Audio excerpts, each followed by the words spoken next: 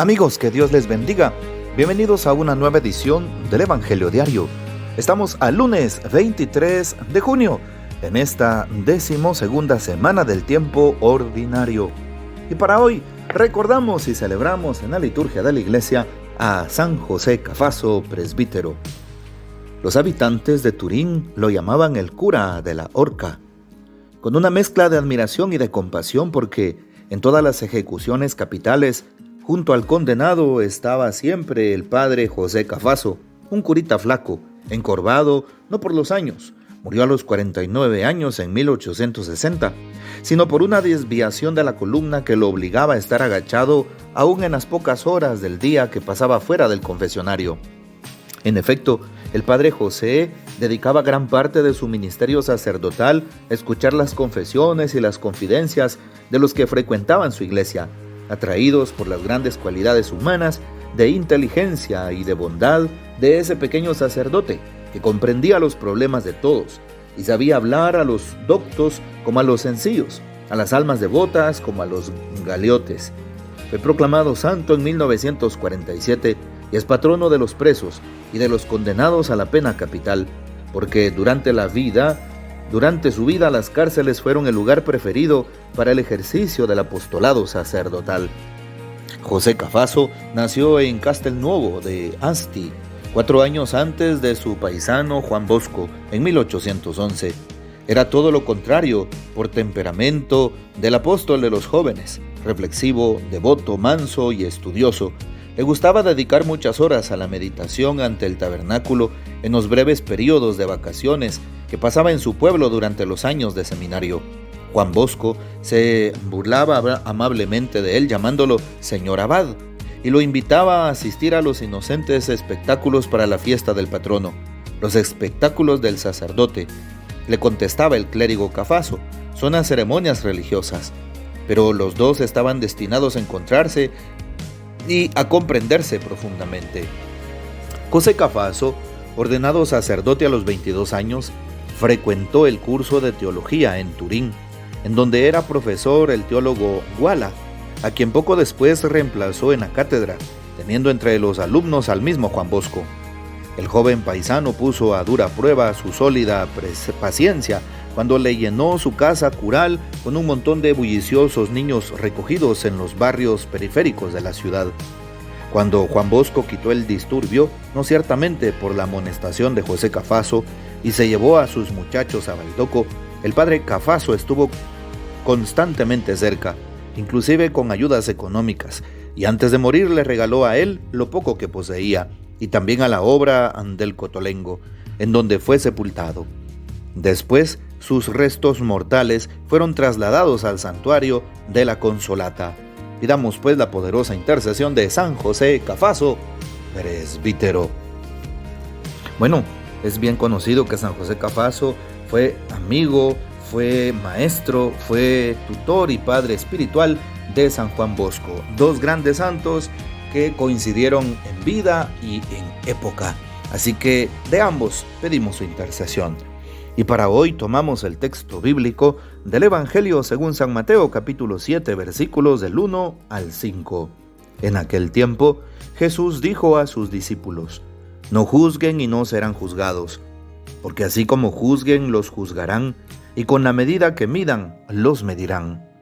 ¿Por qué miras la paja en el ojo de tu hermano y no te das cuenta de la viga que tienes en el tuyo? ¿Con qué cara le dices a tu hermano: déjame quitarte la paja que llevas en el ojo, cuando tú llevas una viga en el tuyo?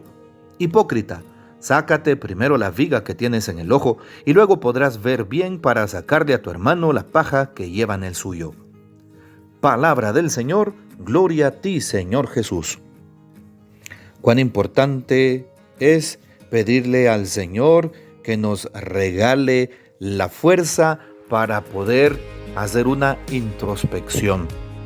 Ya el famoso templo de Delfos en la antigua Grecia decía un famoso adagio en la entrada, ¿sí? Conócete a ti mismo. Es necesario conocerse a sí mismo. La introspección sirve para eso, detenernos, hacer silencio, entrar en nosotros mismos, en nuestra historia de vida y darnos cuenta de lo bueno y de lo malo. La grande Santa Teresa decía lo siguiente: la humildad empieza en reconocer mis fortalezas y mis debilidades. ¿Y por qué estamos hablando de esto? Si el texto del Evangelio habla de no juzgar para no ser juzgado, para no caer en críticas, en señalamientos y también el levantamiento de falsos en momentos de juzgar al prójimo, es necesario valorarnos a nosotros mismos.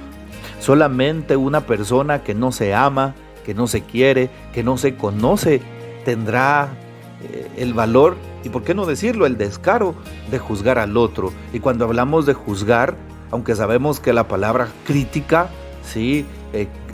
Viene a ser algo positivo en proyectar aquello en lo que la persona puede crecer para que le ayude, normalmente lo tomamos de una manera peyorativa y tomamos el sentido de crítica como juzgar, señalar todo lo malo al prójimo, incluso levantándole falsos o colocando cosas que no son verdad, ¿sí? Por el simple hecho de envidia, porque me cae mal, porque no lo tolero, porque piensa distinto, porque es mi enemigo, por muchas razones más. Para no caer en eso y para no llegar a eso, para no rebajarnos, porque es un rebajarse. Hablar mal del otro es rebajarme al pecado, es rebajarme porque soy yo como persona quien estoy quedando mal al poner un comentario adverso, malo, feo, negativo de la otra persona. Eso dice mucho de alguien. Cuando una persona acusa falsamente a alguien, esa situación está hablando por sí misma de cómo es aquella persona que habla, que da un mensaje. Por eso, cuán importante es conocernos. ¿Ven qué importante? Podríamos pensar en juzgar al otro, pero es necesario, en este caso, juzgarnos a nosotros mismos. ¿Cómo estamos actuando? ¿Será que me conozco? ¿Será que me amo? ¿Será que me valoro? ¿Será que tengo una auténtica autoconciencia y autoestima? Porque las personas que no se estiman, las personas que no se valoran, sino que se hacen de menos y se comparan con los demás, son las personas que tienen el descaro de señalarles, de juzgarles y de levantar falsos. Y de aquí nadie se escapa. Cuando la palabra de Dios habla de juzgar y no ser juzgado, ¿sí? Porque ¿cuántas veces no hemos dicho algo sobre los demás? ¿Cuántas veces no hemos hablado mal del otro? Seguramente a todos, sin excepción alguna, nos ha pasado. Por eso, qué importante es corregir en privado y alabar en público. Así es. Pidámosle al Señor que nos ayude a tener la capacidad de ver las cosas buenas en el prójimo, de señalarle las cosas buenas al prójimo. Y cuando tenga que decir algo adverso, pues no hay necesidad, a no ser que tenga una gran confianza con la persona. Y aquí aplicaríamos la corrección fraterna de la cual nos habla el texto también de San Mateo más adelante. Y se nos muestra cómo si he de señalarle algo a mi hermano, lo he de llamar a solas, en silencio, que nadie lo vea, que nadie se dé cuenta, para corregirlo como dice la palabra de Dios. Y no levantarle un falso, y no juzgarle, y no señalarle antes de tiempo, porque no se puede defender. Por eso el Señor será el juez en ese momento. Pidámosle al Señor que nos dé la capacidad de amarnos, de respetarnos, de valorarnos, de tener autoestima, de conocernos. ¿Para qué? Para saber cómo somos, cómo actuamos, para no dar un comentario adverso del prójimo, sino para hablar sensatamente. Pidámosle al Señor que nos regale el don de la humildad, para reconocer nuestros errores, el don de la prudencia, para saber en qué momento callar, en qué momento opinar. Y recuerda, al no juzgar, también es importante considerar este principio.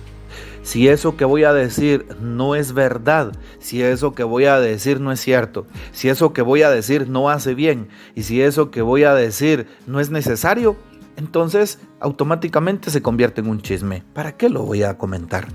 Pidámosle al Señor entonces eso que decíamos, prudencia.